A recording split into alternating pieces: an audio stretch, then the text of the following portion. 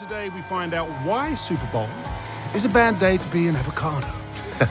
Yes, stick around, you'll find out why. A good day to go to the mall, and why the day after we're all going to be talking about it, whether we like football or not. And grinding out the hard science will be our good friend, Professor Eric Goff, whilst taking us behind the curtain of being the host city will be sports economist Victor Matheson. And providing us with the all-important player's point of view is former NFL wide receiver, actor, and TV host Brandon London, who just happens to own a Super Bowl winner's ring. And last but not least, making a special appearance just for you, will be your personal astrophysicist, the one, the only, like you don't know who it is, right? Dr. Neil deGrasse Tyson. We're going to tease you with the great man. But first, straight into our very, very good friend, Professor of Physics and a sporting guru, Professor Eric Goff, the author of Gold Medal Physics, among other stocking stuffer. Yeah. Best-selling, fabulous, must-get-your-hands-on books. Eric Goff lives at the intersection of sports and science. He does. What's happening, Professor? Yeah. Just getting anxious for the Super Bowl. Okay, all right. All right, so, hey, burning question. Are you or are you not related to the Rams quarterback? Full disclosure. All humans share a common ancestor, but I am from West Virginia, so if he is too, we have a 1 in 3 chance of being related, I guess. But is that a West Virginia joke? It sure is. All right. So if I had to give you $1 and say, which quarterback do you put it on? Where are you going to spend big? Well, I got one quarterback who just finished his 3rd season, and I got another quarterback who's been in the league about 17, 18 years, and he's finished half of his seasons in the Super Bowl. So it's tough to go against Brady and Belichick. I mean, tough for you, maybe. If I'm just betting $1, I think I might be pulling for the Rams, but if I had to bet money, I'd probably put it on the Patriots. Any science behind why you would go there, or is that just a complete gut feeling? Well, I don't know if you watched the overtime game. I'm sure you watched the conference title games. But, I mean, Brady is throwing into some really tiny windows to make those 3rd and 10 completions he did in overtime. Those 3 passes, I mean, threading the needle is a good description, because when you look at the camera view from behind the quarterback, you see where he's throwing to a spot where the receiver's yet to reach. And, I mean, sometimes those receivers, they're just turning their head around, and bammo, the ball's right there in their hands, and they got a defender draped over the back of them. I mean, that guy, he's not going to break under any pressure. He's not going to care if they're down 14. I mean, he's been there before, and look how they came back against the Falcons a couple Super Bowls back. What sort of times are we talking about in the pocket for a player like Brady? What sort of numbers are we looking at in terms of, I've got to get the snap, and by the time I've released it, I've got how many fractions, how many seconds? So, Brady's going to get the ball out sometime in under 2.5 seconds, between 2.5 seconds. And that's going to be really quick. He doesn't have to be that mobile to escape a rush. He's talented and deft enough over his career to be able to sidestep some of the rush, but he doesn't have to do any major scrambling. I mean, he's going to be able to get that ball released very quickly, in under 2.5 seconds. Let me just say this. Tom Brady, and I will preface what I'm about to say by saying that he is pretty much the best quarterback ever. Okay, just gonna go with that. And that being said, Tom Brady is a crying little baby if you hit him, and so that's what the Rams have to do. Every team that gets to Brady beats him, and that's really what it comes down to. It's like, people don't know that he's actually made of cotton candy. And if you get to him, guess what? You win. So I really think that's what it's going to come down to. Your inner Eagles fan is screaming right now, isn't it? Who? What? Yeah. Team? What? Well, and all they have to do is pick up that deflated football to help wipe the tears, right? Yay. So, Professor, Brady's got a snap. He's in the pocket. The Rams head coach, Mr. C. Nice, has directed them to make mincemeat of him.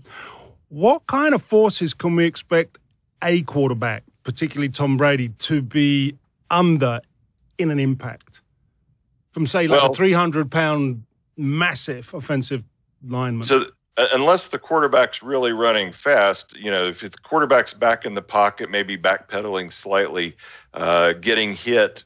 And remember that the linemen, they've gutted the defensive attacks so much over the years that we've seen all you have to do to Brady is just kind of drape your arm around it, barely get it near his helmet to get a roughing the passer call. Mm-hmm. So, they're going to be backing off if they see the ball coming out of his hand, but they're going to be kind of grabbing and pulling down.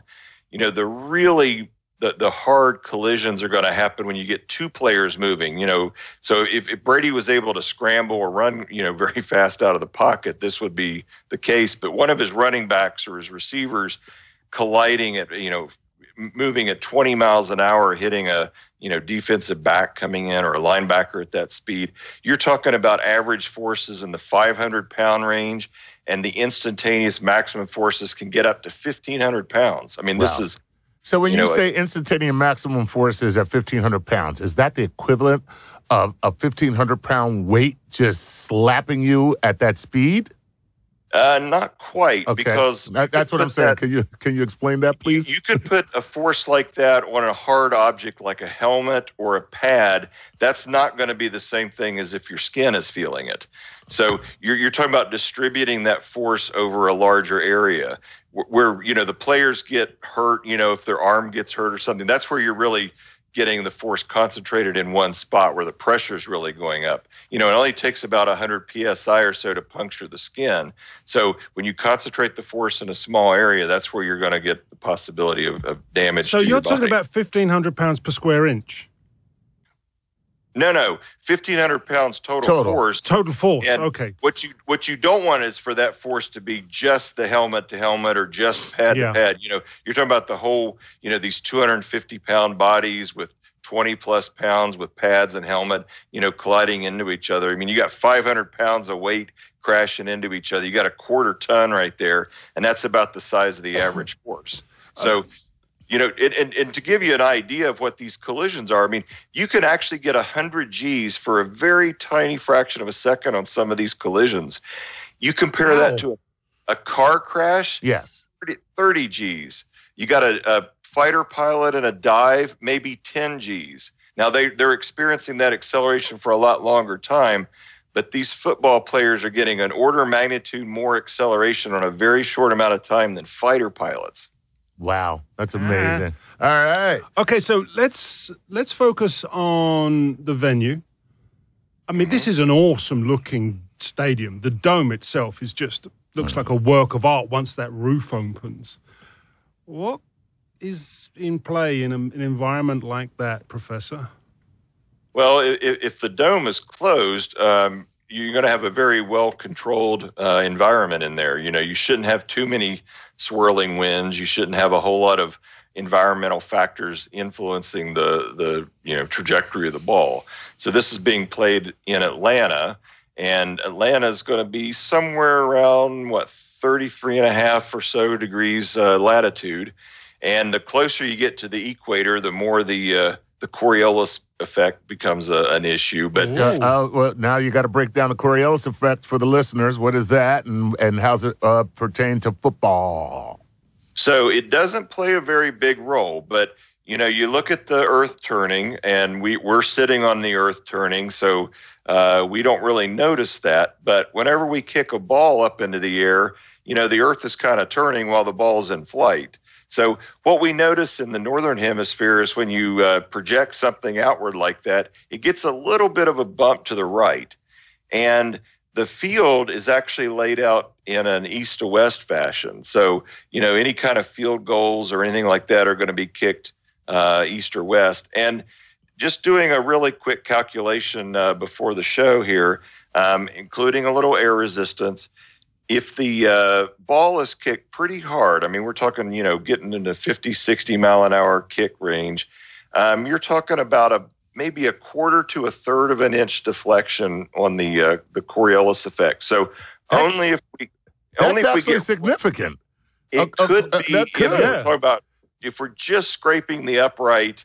Now there, you really felt sorry for the poor.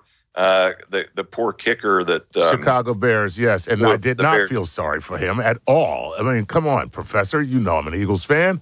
That was one of the greatest days in Eagles history. You can root for the Eagles, but you can feel a little sadness for poor Cody Parkey. But so he hit the left upright. Now that's a little higher elevation at Soldier Field, so the Coriolis effect's not quite as influential as it will be in Atlanta. Okay, but even though it hit the left upright. The Coriolis was actually pushing it in the direction that would have been good. Had the Coriolis not been there, it would have been slightly more toward the center of the post. So Coriolis really didn't play a role in the miss. So even with Coriolis helping the guy, he's still screwed up. Oh, well. Yeah. You've got a smug factor 10, haven't you? What are you talking about? I don't know what you mean. You'll be in overdrive in a minute. Hey, listen, what can we say, Anything else? Sometimes the bear eats you. Sometimes you eat the bear. There you go. When you're watching the game and you see those nice tight spirals, so those balls are spinning about 600 RPMs. That's about 30% faster than the rotor blades on a helicopter. So those balls have some pretty good spin on them, and that's why that helps the angular momentum vector keep the ball from wobbling too much, and you get a lot of reduced air drag that way. Okay, all right. So listen, we're about out of time for this segment, Professor. But from a physics standpoint, I don't know if you probably weren't anticipating this. If you have an answer, that's good. If you don't, I understand. From a physics standpoint, which team would you think is going to win when you look at the physics of the game and considering each team, which team would win? Well, see, this is what, Super Bowl 53? Yep. So that's LII. So the L is angular momentum vector. 3 is Newton's third law. So I'm going to go with the guy that can throw that football. I'm going to go with Brady if I had to put any money on it. Professor, I got to tell you, that was amazing. I love that. That was amazing. You know what? That was amazing. Yeah. I got to give it to you. E equals MC squared. Right. That reduction into a very tight little nugget of information. You pulled that one out of a black hole, my friend. That was great. Yeah. Professor Eric Goff, brilliant to talk to you as always. And if the Patriots do win, it's all down to physics, apparently. Yeah. Right, that's it from the good professor. We'll be back very, very shortly. Please don't go away.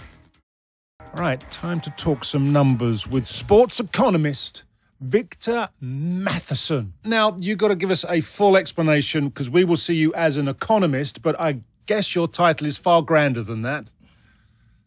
So I don't know about that. Some people call me a sports economist. Oh. And on top of that, I do lots of fun things like I'm the president of the North American Association of Sports Economists. I edit the Journal of Sports Economics. And I do lots of fun things looking at the intersection of sports and economics. So let's talk about the economics of the Super Bowl. It's the biggest cultural event of the year here in America. I mean, it's like we have the World Cup every single year, but it's just this one game, and it's become more of a thing. It's become more of a happening, a thing. It's not really a sporting event.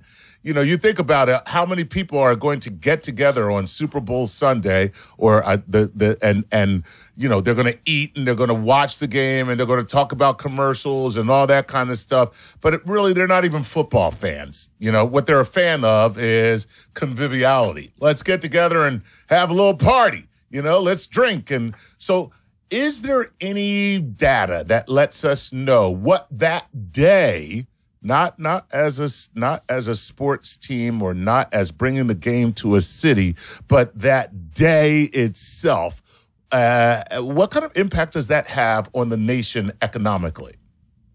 Well, certainly we know for individual products, it's a huge day. For example, it is the single largest day of consumption of avocados in the United States. What? Right? You got to have that. You got to have that guacamole for the big game. Nice. So for individual products, boy, you are really depending on having a good Super Bowl because it's a long wait for the avocado growers until next Super Bowl Sunday. So it's avocado Christmas. It is avocado Christmas. Okay, exactly so right. it's bad day to be a chicken because Neil deGrasse Tyson told us the number of chicken wings that consumed. So it's also a bad day to be an avocado. Yeah. So what kind of numbers are we talking here? Because it's beer, chicken wings, I suppose now gambling.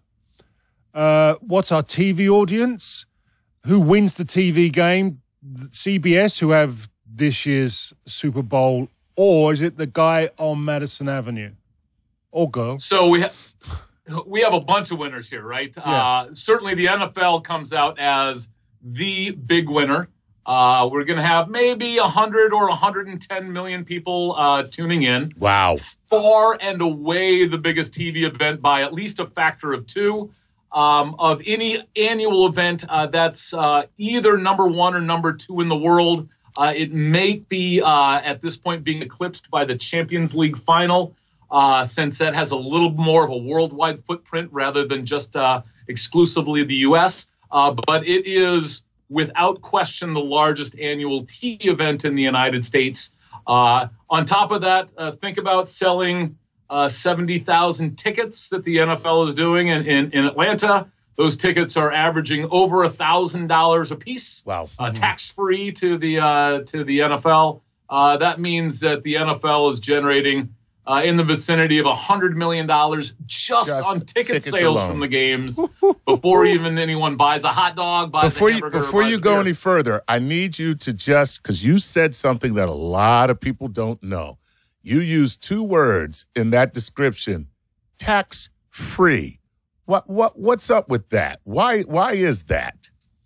The reason that is because the NFL has a game that every city thinks they want at least, and because they are in the driver's seat, they can drive a very hard bargain. One of the really fun things that we saw actually last year in Minneapolis, for the first time, someone got a hold of the bid book. So this is the whole list of things that the NFL demands out of host cities and published that so that everyone could read it. In that document, the phrase "at no cost to the NFL" appeared 47 times. And so they get a huge party that someone else throws for them, and they get to collect all the money. At least 2 crazy things here. Let's imagine you're in Atlanta during the Super Bowl and you decide, I want to get away from all the crowds and congestion and the football, not my thing. And you decide to go to a movie Sunday night and you pay $10 for the movie. You as a movie theater goer will pay more taxes into the Atlanta coffers than that person buying a $1,500 Super Bowl ticket being played just next door in the Super Bowl stadium. You buying that $10 movie ticket are paying more in taxes than the person buying the $1,500 Super Bowl ticket. So where's the host city benefit? Surely because hotel rates get hiked, flights get hiked, car rental, I'm sure, all these other things. Does the host city not get a tax windfall from all of this revenue? So the host city is hoping that all of those hotel rooms outside of the hotel rooms that the NFL is using. Right. So, for example, Tom Brady's hotel room, he's getting that tax-free this weekend. So is Bob Kraft and all of the other folks in the NFL. They get an entire hotel tax-free. The spectators, the fans coming down, they'll be paying sky-high rates along with sky-high taxes along with that. So what the Super Bowl host city is hoping is that all of that money that they're going to generate is going to pay for the roughly $40 or $50 million in added costs and giveaways that the city is giving to the NFL for the rights to host that game. So does it work out? Now, so I do stand-up comedy for a living, and or at least you might want to, at least I like to say I do. I'm not going to go there. Anyway, and in my business, we call that a door deal. So what happens is you go to a club and you say, hey, man, I'm really popular. I'm going to sell this club out, and I'm going to sell it out on Thursday, Friday, Saturday, and Sunday. So you give me the door minus like 10% because you need to cover your electric and all that kind of stuff. So you're going to give me like 85% of the door, and you're going to collect all that alcohol. And the alcohol sales are going to be so high that it makes perfect sense for you to let me just keep the covers as they walk through the door. Does that actually work for these cities? Are these cities making out? So that's really one of the real questions that we always have. What the NFL will claim is that the economic impact of the Super Bowl to the host city is somewhere in the neighborhood of $400 or $500 million. And I've even seen estimates as high as $700 or $800 million of benefit to the city for hosting these games. The catch is that when economists not associated with the NFL go back and actually look at data from cities who have hosted the game, and we look at things like employment or personal income or GDP or tax collections or personal or hotel room sales, all these things, we get a number that's positive, but we get numbers somewhere between $30 and $130 million. Oh. Now, mind you, not something you'd sneeze at, but it's also a fraction of what the NFL is claiming. And, of course, we haven't talked about the biggest elephant in the room is how much the taxpayers have already given to the NFL in terms of stadium subsidies to build these billion-dollar stadiums that we're seeing nowadays. Yeah, because the stadium is always going to be in an NFL city. So the stadium that's there. What do most cities have as a deal? I'm ignorant here. What do most cities have as a deal with the NFL when it comes to the stadium that's being built? Does the NFL actually throw into the kitty, or is it one of these things where it's, well, we're going to float municipal bonds, or we're just going to raise property taxes, or I mean, how's it really work? Does the NFL pay for their stadiums? Because if the Super Bowl is always in an NFL city and the NFL doesn't pay for its stadium, man, this is the sweetest deal ever made, and I want to own a team. Yeah, you want to own a team because, of course, if you're a team owner, that means you'd be at least a billionaire. So that's not a bad thing to be. This is true. That being said, yeah, go ahead. But I'm sure you're close already. So this is the way it works: is that almost every stadium in the country is some sort of public-private partnership. Yep. And the real question is, how much is public and how much is private? Okay. In the 2 decades before the Great Recession, which started in 2008, in the 2 decades before that, what we had was roughly 2/3 of all stadium costs were paid for by taxpayers, with private entities, that's the NFL plus the local owner, were covering about 1/3 of the cost. Since the Great Recession, those numbers have actually flipped. So it's now about 2/3 private money and about 1/3 public money, although stadiums have gotten so expensive that that amount of private money has actually gone up, even though it's only 1/3 of the cost. So, for example, a typical NFL stadium today costs at least $1 billion and possibly more. Yep.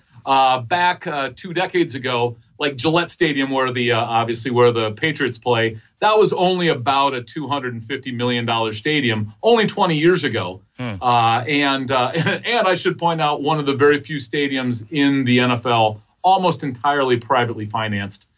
So stadium deals vary widely, but on average in the last 10 years, the public has picked up about 1/3 of the cost, with the NFL and local owners together picking up the other 2/3. I got to say that's pretty significant when you think about the number of people who are actually attending games.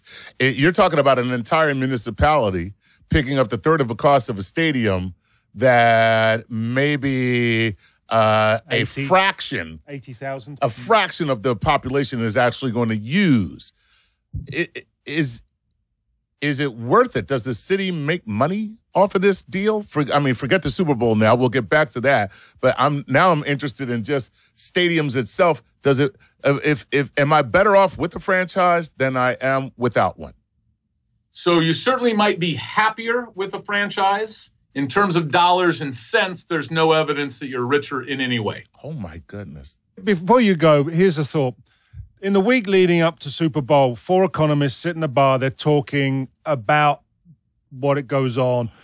What algorithm, fact, number is going to give those 4 economists a nerdgasm? Which one is going to spark outrageous debate and focus? That's a good question. So I think probably the biggest one is, can we measure people's happiness and not just the dollars and cents? Because we do spend money on things that don't necessarily have a dollar rate of return. We spend money on parks. Parks make us happy, but they don't generate dollars. So, yeah, maybe this Super Bowl does make us millions of dollars poorer, but if it makes us tens of millions of dollars happier, that's a good trade-off. And if someone makes that argument to me, I'm not going to complain. But when they come and tell me this is going to make us all rich, that's just not what the data says. That's very cool. Well, all I can say is that the scenario you just unfolded only works if the Philadelphia Eagles win the Super Bowl. And that ain't happening this year, so we're not, it's just a whole year. It's just costing us money. It's just a waste of money now. He's got problems. Victor Matheson, sports economist and someone we've enjoyed the company of immensely. Thank you, sir. Thank you, Professor. Hey, gentlemen, it's been my pleasure being here. All right, that's it from Victor Matheson, our sports economist. Now, if you thought it was all peaches and cream when it comes to hosting a Super Bowl, maybe like us.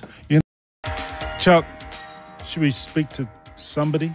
Just anybody about Super Bowl? Not just anybody. I believe that we need to put the Neil signal in the sky. It's a big mustache and a big lighted mustache. That that's my favorite one. That's my favorite one. And you know who shows up when we actually put that signal in the sky? None other than your own personal astrophysicist, Dr. Neil deGrasse Tyson. Yay! My mustache? Yeah, man. You know, like how do you know Magnum PI won't show up if you just put mustaches up there? Because it's your mustache. My mustache. yeah. I got a special mustache. You got a mustache, yeah. And you don't own a Ferrari. It's a Cosmos. That's true. Cosmos stash. Do you know I have never shaved my mustache in my entire life? No. It is a life. So I mean, of course I trim it, but I've never had No, you never cut it off. I've never cut it off. Yeah, just shaved it down to a bare lip. Just a lip. Oh, That's all man. we got. Now I have something on my bucket list. What are we talking about? The Super Bowl? Super Bowl. It'd be great to get your musings on the Super Bowl. General musings? General musings on the Super Bowl because I think there are other kinds of bowls. Do we have to salute if he's general music? You know what I think? I think the team that loses, and then whatever was the third place team that didn't get into the Super Bowl, they should play each other in like the salad bowl or something. Think of the other bowls that are, you know. There's a lot of bowls. The soup bowl. Right. The salad bowl. Right. The other kind of bowls you can have out there. That would be called the loser bowl. The loser bowl. What we would call the wooden spoon. You know, the Super Bowl is such a ritual. It's become like the thing in America. Yeah. It's the one day where we're all doing the same thing at the same time, which otherwise doesn't really happen. It's the last bastion of event television. It really is. Because you are not going to DVR the Super Bowl. Right. That's not how that works. Nope. You and no one is going to be looking at some other thing unless they're social mediaing the fact that they're looking at the Super Bowl. Right. Nobody's doing anything except people who love puppies. Because they're watching the Puppy Bowl. Oh, no. You got to hand it to Animal Planet. Yeah. Because not everyone is into football. Right. And counter programming. So you got to hand it to them. Yeah. Just shout out to Animal Planet for thinking that up. The Puppy Bowl. Yeah. Was there a Kitten Bowl at one year too? Yes, I think every year there's a Kitten Bowl. That's on the Hallmark Channel. It really is. Let's get back on the road to Super Bowl. No, we're getting back on the road to Super Bowl. Super Bowl. Sorry. Yeah. Come on. Focus. Okay. Get back on the on-ramp to the Super Bowl highway.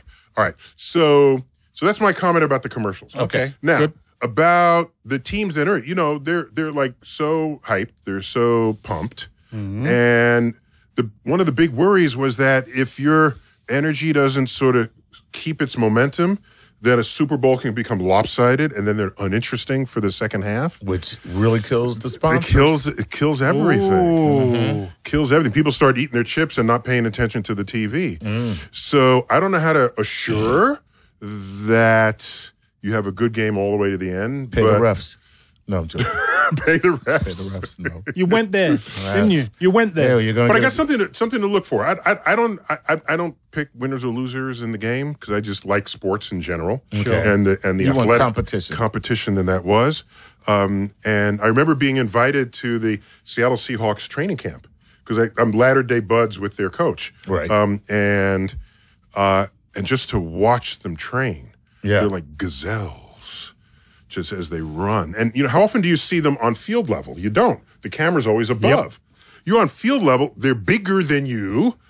No matter how big you are, they're bigger than you, and they're moving like gazelles. And they're more graceful. Because you get that proximity and you get on a natural eye line with them, it does change everything about your perception. You know what they need?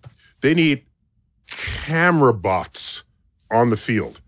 So you get a sense of what the quarterback is experiencing. Because you can say, there's an open guy right there. No, there are 5, 350-pound people standing in front of him. Right. Okay? And there's someone ready to block it. So he has to fake like he's looking this way and throw this way. You don't see that in the replays. Okay, so in the future, we're going to have little mini drone cameras that will follow. Well, they have to survive a tackle, obviously. No. They will. Oh, drone. Yes. Drone. Little. Okay, I'm going to give them insect form, and they're going to fly above just by a certain height, and they'll come in if and it's you might the lose quarterback. a few of them in a thing, but collateral. Collateral. Yeah, I'm happy with that. So then you're going to get that view of the running back, of the actual running back. They're running and they're looking. You need the breath too. Like a Darth Vader kind of. Oh yeah. And the person's coming up to them, and you just maybe inside the helmet. Fiber optic cameras within the uniform in the helmet. You heard it here first on Star Talk. Oh yeah, we invent stuff the here, future, by the way. Because it was interesting enough to have a camera that follows the kickoff. Right. Sure. They got the spider cams. The spider cams. The suspended. Okay, next thing is drone cams. Very good. Yeah. I like the drone cam. Providing we can legally allow them in a certain space. Yeah, I'll just do it. Just do it. Plus, no one is going to get hurt by the drone cam. Right. Because these are big people tackling each other, and the drone ain't No. Exactly. If it's in the way, that's too bad for the drone. Maybe the refs can get hurt. You got a downer on refs, haven't you? You know what? So something else to watch for, and I might. I'll probably tweet about this on the day. There's an interesting, mildly mysterious fact that when a spiral pass is thrown, Go ahead. a perfect spiral, you see the spiral go up. And then come down. Okay, wait a minute. Point down. It goes up, and then when it hits the top of its arc, it levels off. Then on its way down, it points downward. Points down, yeah. That's an amazing physics fact. Because if it's spin stabilized, what you would expect naively is that it would just spin, come up, and then come down in the same orientation. Yeah. In the way gyroscopes maintain their orientation no matter where you are, where you put them. That's why they put them in planes. That's why they put them and in spacecraft, to make sure your orientation is stable. So that's why when the football is thrown and the receiver is ready to catch it, the ball aims straight into their arms. They don't have to sort of readjust it as they catch it. Beautiful thing. It's a beautiful thing. Just watch it as it happens. And it's an aerodynamic effect. If there was no air, then the football would not do this. It would just keep its orientation all the way during the pass. Oh. Yeah. And so just watch for that. Okay. But so the air is affecting there's a friction effect. What it's trying to do. And, by the way, they worried about this in the Apollo mission. This might be the first time ever Apollo. This is awesome. This is it. Apollo and the Super Bowl ever spoken in the same. Okay. They're designing the capsule. Right. Okay. So the capsule is that little bit. Oh, we've got a Oh, it's not on camera. This is my office, and I have a Saturn V rocket, of course, in my office. And by the way, it's to scale, people. It's a scale. It's a big office. It's not 1-to-1 scale, but it is a scale. So at the very top is the capsule. Right? Yeah. That's where the the Apollo astronauts sat. sat. Right. And here's this Saturn V rocket, 34 stories tall, Right. which is mostly fuel, a Right. controlled bomb. Right. Okay, this takes them to orbit. It takes them to the moon. It brings them back to Earth. There's enough fuel to do that. Most of the fuel is to carry the fuel you haven't burnt yet, so that you can use it later, so you can get back home.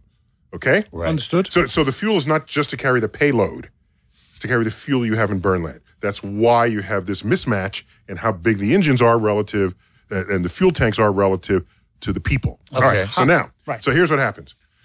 All that's left is the capsule coming back. Right. It has heat shields. Down at Okay. the bottom. Well, at the How do you make sure it comes in heat shield first? You get Because a if quarterback to throw it. Doesn't quarterback spin stabilized capsule.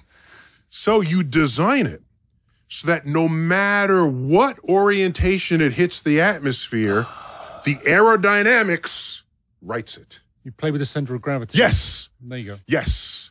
So it is aerodynamically stable coming in heat shields first. right. And nothing else will work in the physics of that encounter. So when you throw the ball and it has an upward arc, the lowest air resistance is pointing upwards through the air. Now it's going horizontally. The minimum air resistance is only when it angles this way, because there's more air hitting the back of it than the front. It tips it more. Now it's trying to come down. There's air hitting the back, and so it will move itself to the minimum air resistance that it can. And so that's really what's happening here. And so it's minimum air resistance pointing up, horizontal, and down. And then minimum air resistance pointing down. Pointing down. That's great. So if you threw a capsule, Yes. no matter how you No threw matter how you throw it. yeah, it would orient so that it then goes that way. That gonna do its thing. convex side The would convex actually side. point down, Right. and you would kill the receiver. That's awesome. And a quick thing. Capsule ball. Capsule. And we're You wanted to land on the ref, is what you Damn want. right. oh, by the way, the same thing with the shuttlecock. Okay, watch your mouth. The shuttlecock. Yes, I know what he. Forget it. Okay, forget him. He's Yeah. so if you hit a But badminton, I thought that was weight, not the... but it's weight distribution matters. Okay, gotcha. So in a shuttlecock, it's designed. It's got feathers, be they fake or real, Right. Yeah. and a round hittable ball, but that's the heavy part. Okay, if you hit that, no matter how you hit it, okay, Right. it is going to go heavy part first down, Right. so that when you hit it again, the racket hits the rubber part of the ball. It always ends up in that orientation. That's correct. It's a center of mass thing, Right. and where the air resistance is, That's and it exact- minimizes the air resistance. That's exactly why I play badminton with a cat. Where did you get? Where how did you? I don't know, how- but we've got a returns policy, They I think. always... Yeah, I just got to check the date. No matter how you hit that cat, it's Expiration date. coming down on its feet. Feet first. All right, so now that Actually, we've, if you take a cat, oh, we haven't now. I've done this. If you take a cat, Oh, hold it upside down. Yes. You do this over a pillow, Right. and you just rapidly drop your hands out. Right. It doesn't have any angular momentum. Right. And it cannot turn It can't over. turn. It just falls on its back. Really? But cats that jump or fall or tossed, there's always some movement of their body, Right. so that they can curl up the way an ice skater does, Right. pulling in their arms, and they spin faster. And the then they cat can will turn. pull in its arms, spin, get oriented because it knows which way it's falling and which way gravity goes, and then when its feet are down, and then it opens up, stops rotating, and then lands on all 4 feet. Right. So it's a simple act of skating physics applied to cats, but it needs some angular momentum to do this. I do the same thing with my children. Oh, is that right? They land on their feet. I always use a pillow, though. Okay. And that's been our Cats on Ice show. I hope you've enjoyed the physics and the madness. That's another one. Right. So Super Bowl, while you're watching Super Bowl, while you're fixated on Brady and Goff leading their teams, just remember, just like us, they're playing with science. Welcome back to Playing with Science and our look at the big game from a lot of different aspects, from the economics, from the physics, from the wonderful mind of Neil deGrasse Tyson. And what better way to get to grips with Super Bowl itself than have a player's point of view? Yeah. All right, so Brandon London, former NFL wide receiver, a man with a Super Bowl winner's ring, Chuck. So I think we're in the right place. Yeah, we are. That's very cool. Hey, Brandon, how are you? I'm going great, man. Down here in sunny Orlando, Florida, at the Pro Bowl, covering the Pro Bowl for the New York Giants. So very nice. So we're talking about the big game, man. You've actually been, from a player standpoint. What is the run up to? What is the feel of the team? What is the run up to the actual game itself? How do you keep emotions in check? What are these guys saying to one another? What's it like? Well, since you have 2 weeks to prepare, 2007, our year, you get all the hard practices in that first week because that's when you're at your team facility. That's when you're in your city. You go through your basic routine and you try and keep everything the same. You don't want to try and overemphasize it too much because then you start working in the guy's nerves or guys trying to over prepare or, you just, instead of going through your routine and doing the things that you're used to do, you get in the guys' heads if you try and put too much pressure on them. So that first week, you're working hard, you're going through your normal routine, then you fly out there. And that second week, you're still practicing and you're still going through somewhat of a routine, but you're in a different practice facility. You're in a different place. You're not waking up at home with your family. You're waking up in the hotel room. And then you throw in the media day and you throw in all the things that what some people would call distractions. That last Super Bowl week, it could be filled with distractions because you're doing so much. So 2007, my year, Tom Coughlin had us practice. And then when we went out to Arizona, because that's where the Super Bowl was that year. I was there. It was, it was, I wouldn't say practice was a little bit lighter. You don't want anyone to get hurt during that week, but you fine tune everything. You're double checking everything. You're making sure that, guys know what their job is, what the play is, what they're supposed to do, because the last thing you want is to lose the game off of a missed assignment in the Super Bowl. Right. So you try and keep things relaxed, but at the same time, you already know, you're thinking in your head, I'm going to the Super Bowl, I'm playing in the Super Bowl. So you go through the same routine, but since it's the Super Bowl, man, once you run out that tunnel, the fireworks hit, those emotions, I don't care who you are, your emotions are running high. In the run-up, in the week before, you're going through these practice drills, you're doing the things that you've got to do. But my experience involved in big games in terms of soccer, you're looking at the teammates around you, you're looking at the way your drills are going, and you're saying, you know what, we need to sharpen up, or this stuff is in such a sweet moment. This is going to be beautiful. Did you get that vibe? Did you pick up on anything like that in the week running up to the big one? No, I noticed everyone was pretty much focused. Going towards the end of that year, we had to go on a run just to make it into the playoffs. Mm-hmm. So to us, it felt like every week was already a playoff game because it was a lose and you go home sort of thing. Right. And then when it comes to looking around at your teammates, you're not so much looking around at your teammates. Everyone knows that it's an accountability thing where you have to look within yourself and make sure that you're prepared. You're not that guy. You're not that guy that's messing up. You're not that guy that's dropping balls. You're not that guy that doesn't look like he's preparing for a Super Bowl, So I think one thing that helped us that year was being in the predicament we were in where we had to make that run towards the end of the season just to get in. So you look at it and we prepared just like it was any other week because for 8 weeks before that, it was a lose and go home situation. Mm-hmm. I got to ask you and you, Gary. So you guys, when you're looking at a big game like that, How important is the coach to keeping the guys kind of focused and relaxed? You know, you talk about being relaxed. How important is the coach to making that happen for the players? Or is it really like you're like, hey, man, we're professionals. Like, you got to handle this on your own. How does it go down? Well, first and foremost, you know you're a professional. You have to handle things. And then, like I said, it goes back to that accountability thing. I don't want to overuse that word, but that's a theme when it comes to playing professional football. Guys look at themselves. I have to be accountable. I have to make that play. I have to make that tackle, that sort of thing. But I think Tom Coughlin did a great job, not only during that week or 2 weeks leading up to the Super Bowl. I think throughout that entire year, with his demeanor and his temperament and the way he addressed the teams. You know, he joked around a little bit, and that's what people were saying was a little uncanny when it comes to Tom Coughlin and his personality. He joked a little bit, but at the same time, he was very stern.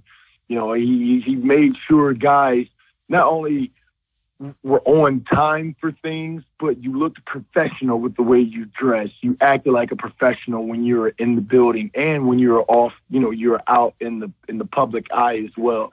So I think that he did a great job, not only those 2 weeks, but just that year and getting guys ready to be a professional and to be accountable in the biggest moments. And you saw guys all throughout the year step up and make big plays.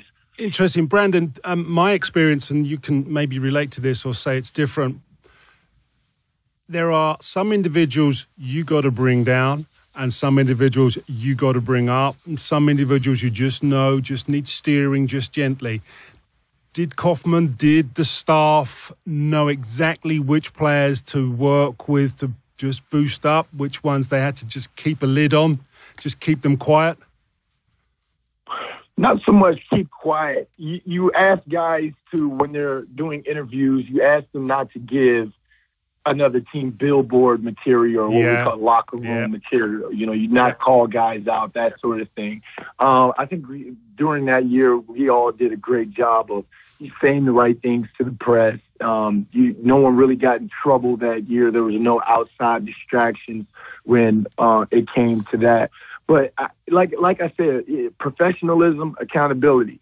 You know, you shouldn't, if you're in the NFL, no one should have to go and rev you up to get you up for a game, because in the NFL, every game is a playoff game. You know, the first 3 games are so important, are just as important as the last 3 games, because when you're talking about home field advantage throughout the playoffs or even trying to get a last wild card spot, you start off 0-3. And then you're having to fight the last 3 games, you know. So I think guys understand the situation they're in, and you understand that the NFL is a high performance, high production league, high production business. So if you're not producing, you're on your way out of there. So whether you have to get yourself up or you have to calm yourself down, it's not up to one grown man to go up to another grown man and try and get him revved up for a game. You understand the situation you're in. And then the thing is, here goes that A word again, the accountability word, because you're not just playing for yourself. You're playing for that guy across from you that just had a baby and could use that extra money, you know, for his family, that sort of thing. You're playing for that guy who, in the case of Michael Strahan, you're playing with a guy who this is his last year. You want to, and he's such a great teammate, such a great mentor and leader. You want to play your butt off to make sure that he rides off in the sunset for the career that he had, that sort of thing. So the biggest thing Tom Coughlin did that year was getting guys to not only play for themselves, but playing for the guy that's right next to them. So check this out, man. We're pretty much out of time here. We can't let you go. It's Wednesday before Super Bowl Sunday. We're looking at the Rams. We're looking at the Patriots. Who do you like and why? Man, I'm Team Tom Brady. You know, I don't root for the Patriots. I root for Tom Brady. Yeah, this is the same reason why I rooted for Michael Jordan and I root for LeBron James, because anyone, when they're chasing or they're going for what they call that GOAT, trying to be the greatest of all time, like Jerry Rice, I want Tom Brady to play forever, and I want him to shatter every record book there is, because there's so many Tom Brady haters out there, and he just consistently goes out there and puts on some of the greatest performances we've ever seen. So I think I'm blessed to be able to. Been on the field against that guy a couple of times, not only in New York but down in Miami when I played with the Dolphins as well. And you hear the stories about this guy and his preparation and how, people say the separation is in the preparation, and that guy prepares. That's why he's the greatest. So I root for Tom Brady. Okay. Let me just say that Tom Brady is the greatest quarterback of all time, and I hope he suffers a humiliating defeat. Brandon, you're dealing with an Eagles fan here, dude. This is a conversation that goes nowhere. But I'm not a hater. Brandon. I was on the sideline the year you guys won the Super Bowl in Arizona. And as an Eagles fan, I was standing on the Giants sideline, and halftime, I was like, you know what? I'm jinxing these dudes. Let me go over to the Patriots sideline, and you guys won the game, so you're welcome. That's all I'm saying. Brandon. Yeah, I mean, there's bad luck. There's bad luck charms out there too. Luckily I had my rabbit foot in my pocket, and you went over to the other sideline. There you go, buddy. There you go. All right, Brandon. I hope you still got that rabbit's foot. Sounds like you had, considering you're acting and hosting TV shows. Must be all good. Yeah, Brandon London, thank you so much for your time and your insights on what it takes to be in Super Bowl. And good luck in the rest of your career, man. Yes, I wish you all the best. Thank you. So, Chuck, there you go. Yep. Super Bowl show. That's it. Whether your team's in it, whether your team is a winner, Gary O'Reilly and Chuck Nice. has been Playing with Science. Bye.